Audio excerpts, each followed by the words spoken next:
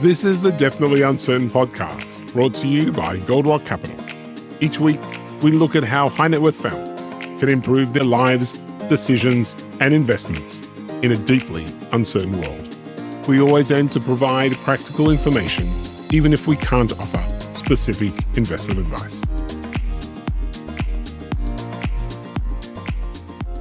This is the Definitely Uncertain podcast. My name is Darren Rockman, and I'm a partner at Goldrock, the 25-year-old multifamily office servicing high net worth families in Israel and around the world. And I am very pleased to have on the podcast, very pleased and honored, I should say, Alexandre Tavazzi from Pictet. Hi, Alexander. Hello. Alexander is the head of the CIO office and macro research at Pictet Wealth Management, based in Geneva, Pictet being one of Europe's leading and largest private banks. Alexander has been with Pictet since 1997, holding various investment and research roles.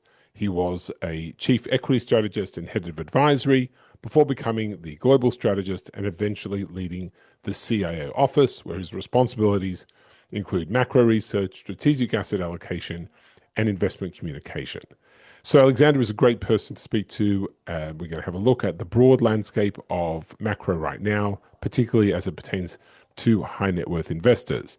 And I want to begin, if that's okay, Alexander, with the US dollar. So the first half of this year saw meaningful weakness in the US dollar, down about 10% against a basket of global currencies. And that's on the back of a 15-year bull run. And Pictet's recent house view focused on two contributory factors: slower US growth and undermining of Fed independence by the administration. In your view, is this latest change in the dollar a short-term matter, or are we beginning to see a long-term secular move for weaker dollar? Thank you for the question. And indeed, this is a crucial aspect when one invests internationally. I'll be going for the second answer, which is a long-term story. As you have rightly pointed out, before correcting this year, the dollar had a bull run of a multi-years one. Usually the dollar up movement lasts about 6 years before it tends to fall, but this time we had a 9 years consecutive bull run, also because of what was taking place in Europe.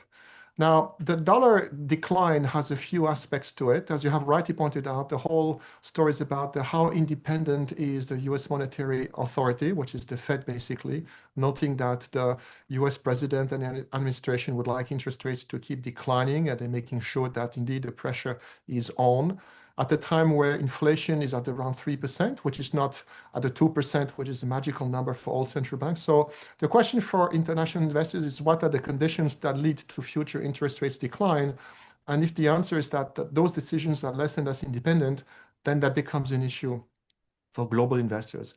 But second and most important, the whole tariff discussion and the way the US is implementing the tariffs on the rest of the world has a very profound aspect of it.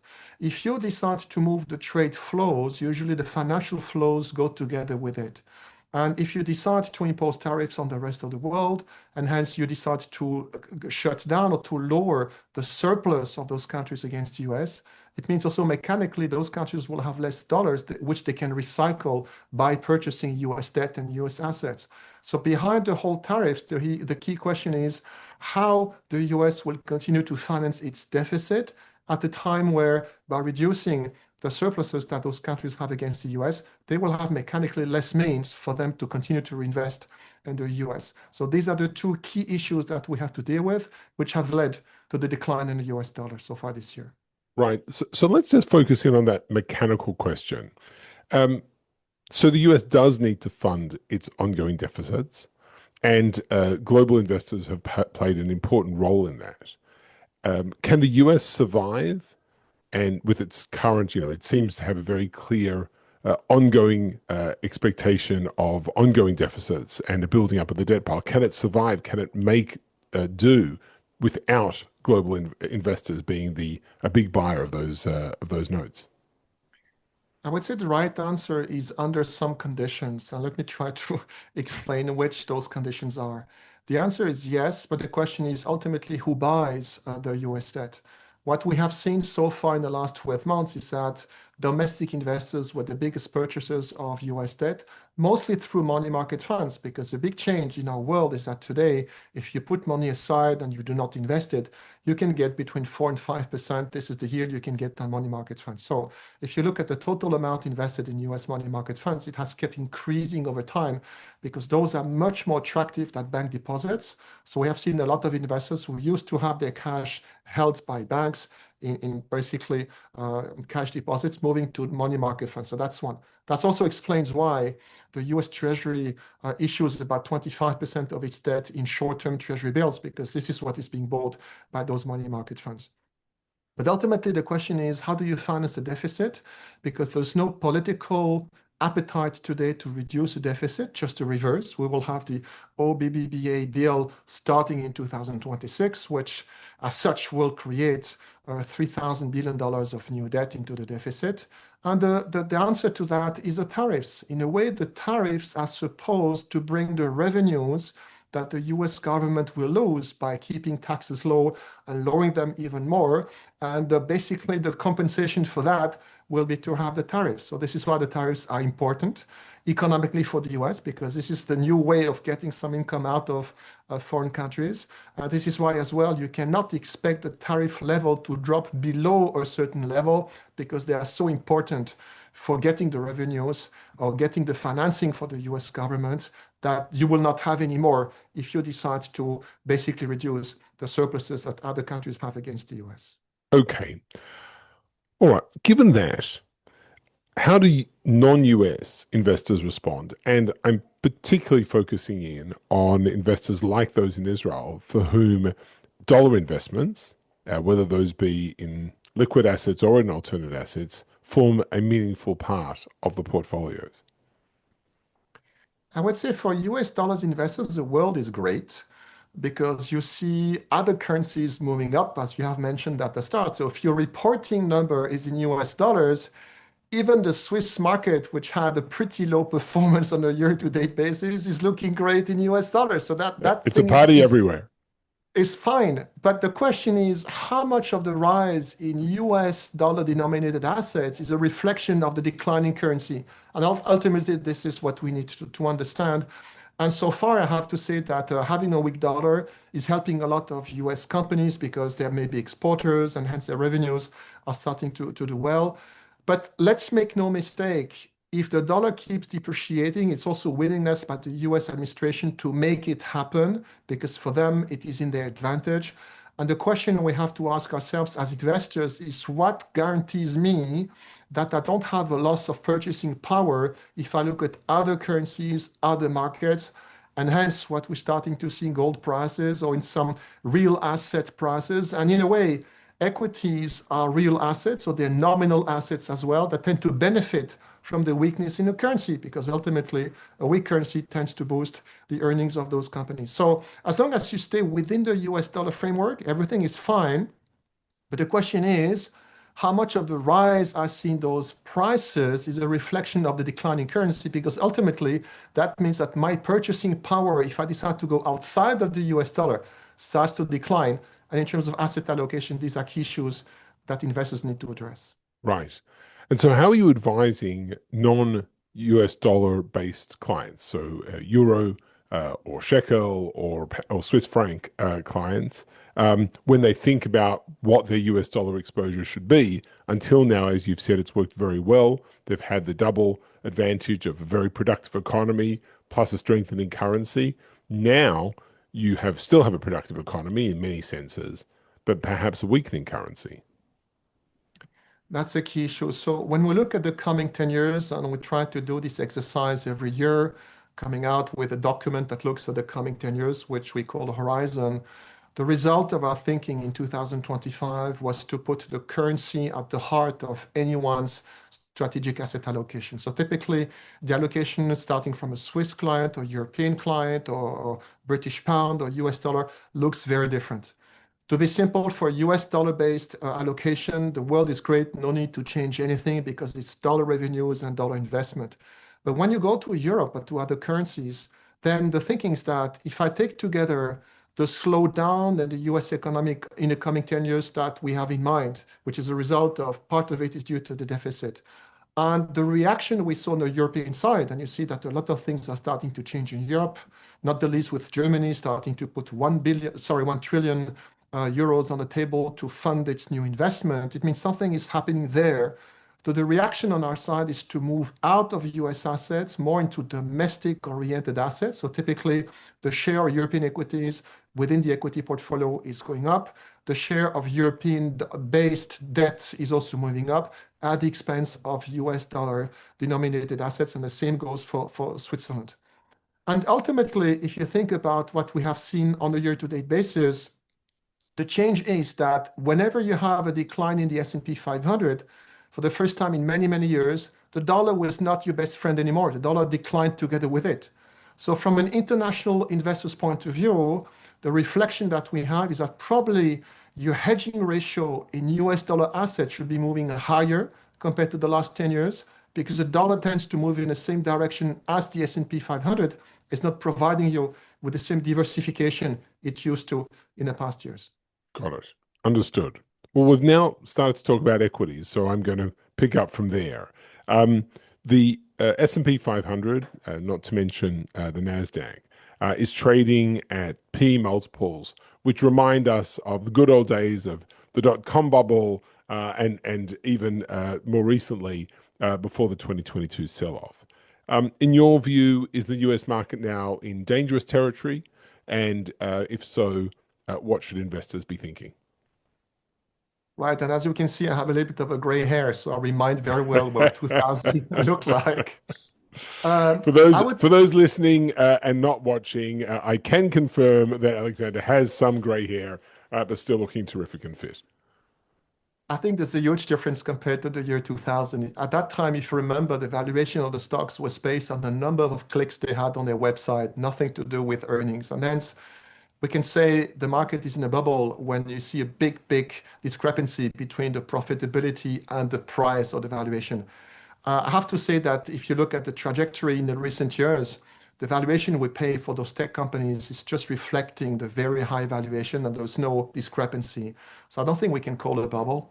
But when you pay 30 times earnings for such high growth, I think the question is what may derail the growth rate. And here we have to look at the recent investments, the news that some companies were financing the other ones if they were buying their chips. I mean, this is called vendor financing. That reminds us of pretty bad memories. So the question will be at one point, and if those new investments will become less profitable than the current business. And at that time, I think the market will start to say, hold on, we need to reflect here. It doesn't mean the companies will not grow anymore, because in the area in which they are continues to be a high growth area, but maybe the market will start to apply lower multiples than what we have. I mean, the S&P 500 is well over 20 times earnings, but the high tech names are well over 30 times earnings. This may be the new challenge, proving that when you invest such a high amount of money into infrastructure, data centers, that money is well used and the profitability of those investments stay and allow the companies to remain as profitable. I think this is really the crucial point that we have to be careful about. No Oh, information today. Things seems to be going the right way. But if there's one thing to look at, this would be the real thing we are looking at. okay, interesting. I want to talk a little bit about asset allocation more generally. Um, Morgan Stanley CEO Mike Wilson, one of your compatriots, or one of the people who do what you do, he recently advocated something quite radical. Traditionally, a 60-40 portfolio, 60% equities and 40% bonds, was sort of the gold standard in the way that investors thought about asset allocation. And even for those like us and perhaps like you who invest a lot in alternatives, always came back to that as a sort of touchstone. And he said, really from now on, we should be 60% equities, 20% bonds, and 20% gold bullion. His reasoning being that gold surpasses treasuries as an asset demonstrating resilience. And I wanted to know what your thoughts were. Are you an advocate of a higher gold or a meaningfully high gold allocation within portfolios? Or are you still sticking to the tried and true 60-40? Well, if you ask any Swiss banker whether that banker likes gold, the answer will always be the same, and the answer is yes. The question is how much. Right. Um, The answer is yes. We think gold has a place in the asset allocation because it's one of the very few diversifying assets that you have. And in a period of very high deficits on the budget of many countries, gold, if you hold it physically, has a very specific virtue. It is a claim on no one's balance sheet. And I think this is what the people are looking for. But that would be, if I just allow me to enlarge a little bit the discussion, I think gold is a representative of real assets. And when you see governments, because of the fiscal dominance, starting to try to influence the decisions of central banks, if you see governments starting to play with how the financial world is functioning, you want to hold on to real assets, not just gold. Gold is one, but it's a narrow market. It can be highly volatile, as we have seen recently. So real assets include, in a way, equities as well. These are nominal assets, as I said before. We can talk about real estate. So anything that does not depend on the capability of a government to pay you in due time makes sense in one's asset allocation. We can go as far as saying private equity could be part of it.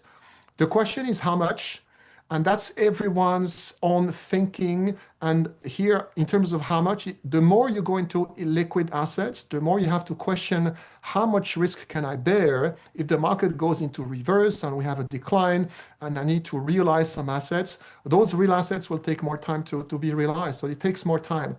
Remember 2020, 21, when you had the COVID happening, the market fell by 30% in 2 months.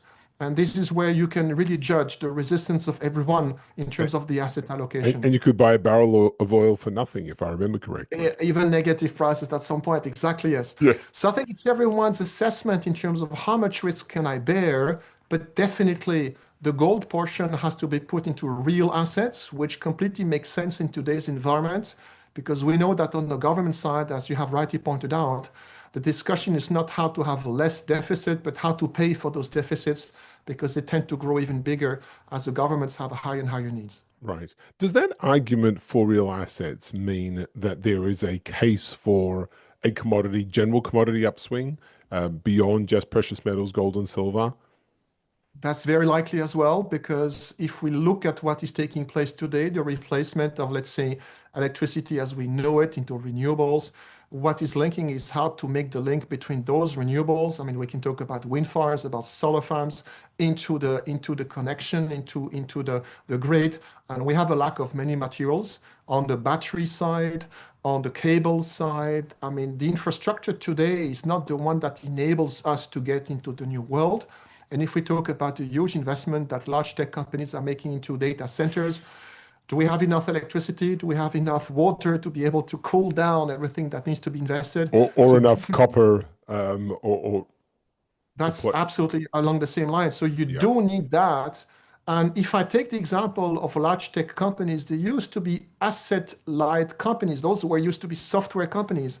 And the fact that all of them are now investing into something hard and concrete means they are becoming asset heavy companies. And in a world that moves into a higher level of inflation, you want to have assets which prices can move up. And of course, minerals and commodities that you have mentioned are part of that, definitely. Yeah, that's a really fascinating observation because, going back to what you were saying before about the high multiples paid for tech companies, one of the reasons that they've always attracted high multiples is simply because of the ability to compound their earnings without having to put in a lot of physical infrastructure.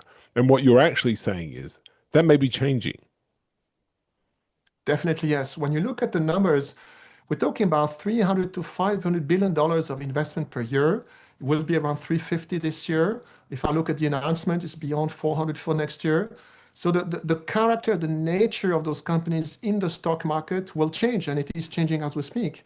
I mean, the business model that was the best remunerated used to be the asset light or the non-asset type of business, which was commanding the high valuations. This is changing today. So at some point, we'll have to think, okay, they have invested such amount of capacity.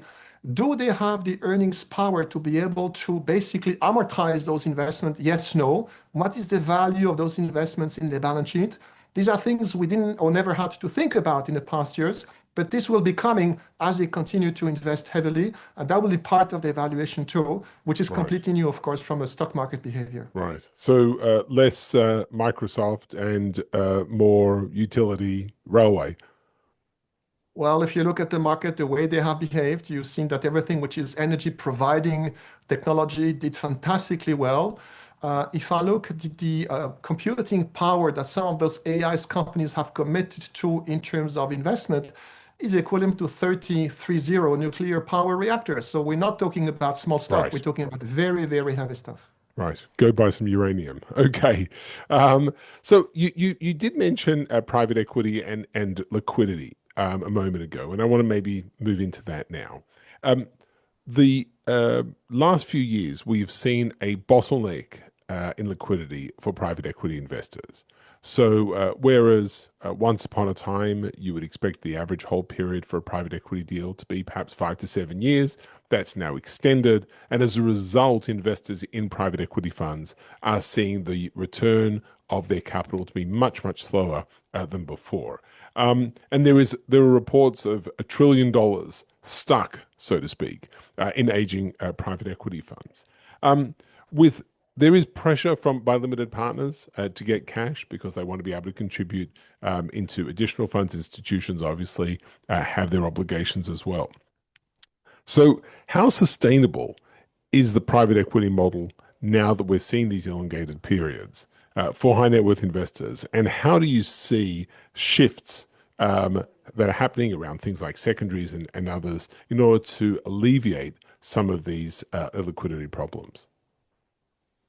The answer to your first question is yes, we think it can continue because private equity has a few very specific features. Remember that compared to 20 years ago, today's value creation of any company takes place mostly, meanwhile, the company is still private and not public. I mean, 20 years ago, it was just the reverse. Most of the value creation was when the companies were taken public. So that's a different thing.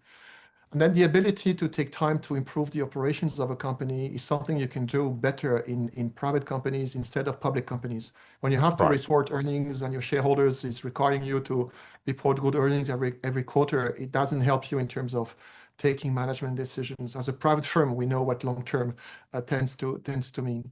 So these qualities remain. Now, of course, when you have interest rates moving from 0 to 5%, it basically is a big change, especially because private equity most of the time is financed out of debt. And this is where you can recognize who has done the job right in terms of financing the companies they've purchased, keeping some liquidity on the side, and the ones who came maybe later, jumped, bought stuff with a very high valuations and having issues now. So within our overall portfolio, private equity brings you this diversification that you need. Now, when we look at the coming 10 years in US dollars, private equity stands above expectations of returns for public markets, but less so than what used to be the case, because again, the driving change and the main change is the change in the financing level, which is making life harder for many companies. But really, for investors who are patient, who can hold on, who can really decide to hold to their positions, we think private equity makes sense because it brings something completely different than from listed equities. On the secondaries, yes, in a way, we're just coming back to a normal situation. When people sell secondaries, they should be sold at a discount compared to the new funds. But in the recent years, as you know, some of them were selling at a premium, which makes no sense. But that was more to show the avidity of the willingness of investors to step in private equity quickly and to have a portfolio set up in a short period of time, which runs against what private equity is about. Private equity is about building a portfolio over 3 to 5 years, being patient and waiting for those portfolio to be realized. So this is where we are today. Right. I would say the positive news we heard recently, it was we're starting to have the IPO market reopening again. We're starting to see few companies lining in to be again being put on the market. That should ease the exit strategies of some of those companies and hence probably making it easier for money to return back to investors. Right. One of the other things we're seeing in private equity is the increased availability of private equity to retail investors. Now, this is obviously great for the private equity industry. It's a good time to be a manager of a multi-billion dollar fund that can be pushed through bank platforms into the hands of lower, no longer high net worth or institutional investors, just retail investors. Do you see any dangers lurking in the background? I don't see a danger up until everyone understands what private equity is about, the fact that it is less liquid. This is coming after many, many years of strong performance. It's always important to stress test everyone's asset allocation. This is what we do when we encounter, clients that come to us and entrust us with their money. The question is, what kind of risk can you afford to take? It's not just about the portfolio declining in value. It's also often how long does it take for the portfolio to go back to its initial value? And this is where really we have to look at that with our clients. Even for individual clients or retail clients, the question is, are you sleeping well with a portfolio that potentially can decline by 20%, that you cannot sell, and that will take anywhere from 6 to 18 months to get back to its initial value? If the answer is yes, I would say then let's go, and that makes sense into your overall asset allocation. If the answer is no, then I would argue for those clients not to go into private equity because it's a different animal. The conditions are different. Again, as I said, it's less liquid. You think you bring liquidity by making it available to few clients, but if the underlying assets are not liquid, it will be limited whatever happens. So it's Yeah. everyone's decision We to learned see. that in 2008, right? Exactly, yes. The last thing you want is investors starting to take too much risk compared to what they can support and discovering on the way down that they have a risk in their portfolio, which eventually they should never have gone into. I think the whole discussion between the banker and the client is extremely important to make the client understand the consequences of any of their decisions. Yeah. Okay. Um, I want to finish with a sort of more general question about the way that you advise your investors and the clients that you have. Um, we've been through a period of heightened uncertainty, perhaps the greatest uncertainty that the world's experienced in the last 80 years. Higher interest rates, stubborn inflation, geopolitical tension, a lot of internal uncertainty within Western democracies as well. From your perspective, when trying to address some of these big macro moves, COVID being obviously front and center, what are some of the mistakes that you see investors and particularly high net worth investors make as they try and address, the ticker and the headline? I would say two things. Number one, focus on the short term and forget the long term. The long term is one where life becomes more difficult for many companies. We have to deal with a market, let's say global environment, which is less lean, where moving and shipping goods around the world is becoming more complicated, more costly as well because of the tariffs, less efficient because companies have to think about a plan B. If their factory over there is hurt by whatever happens, you need to have another one elsewhere. This is more costly. And then demographics is something that our people don't talk often about, but this is a big issue in basically in most of the countries, developed countries, and we can put China together in that area. We are facing big demographic issues, so which means the cost of work higher. And unless we find the solutions by automatizing or whatever, then that's going to be an issue from the company's point of view. So looking at the short term, forgetting the long-term trends to me is often a mistake, and people talk to you about the news that was mentioned last week. But the long-term thinking is quite important because the strategic asset allocation drives about 80% of your returns. So that's one. So we need to agree on a set of parameters under which we are going to invest. So that's the key number one.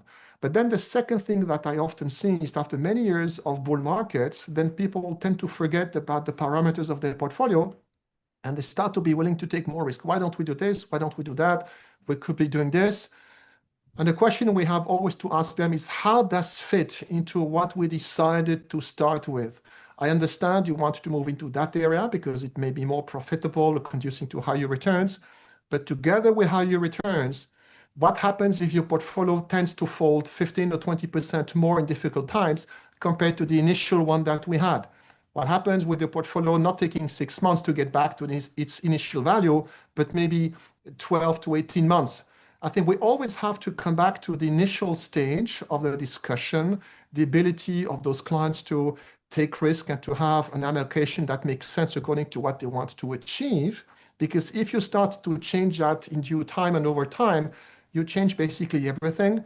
But it's usually not to get more defensive, it's usually to get more aggressive, but Right. not really understanding the consequences of that. So these are the two things, not taking enough time at the start to define and agree on an allocation that makes sense for depending on what the clients wants to achieve. And second, start to change it over time because the conditions are good and we want to make maybe more, we want to have a more Incremental profitable greed. portfolio. Exactly, Yes. yes.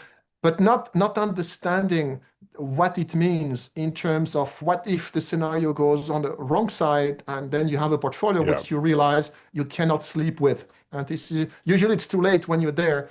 The discussion is It's is too late. it's in the review mirror. Understood. Absolutely. Okay. Well, Alexander, thank you so much. That's been really fantastic. A lot of wisdom there, a lot to think about, and hope that we'll have the opportunity maybe to get you back on the podcast. And to all those out there who've been listening and following us now into our sixth year, thank you very, very much. And we look forward to bringing you more podcasts soon. So thank you to Alexander.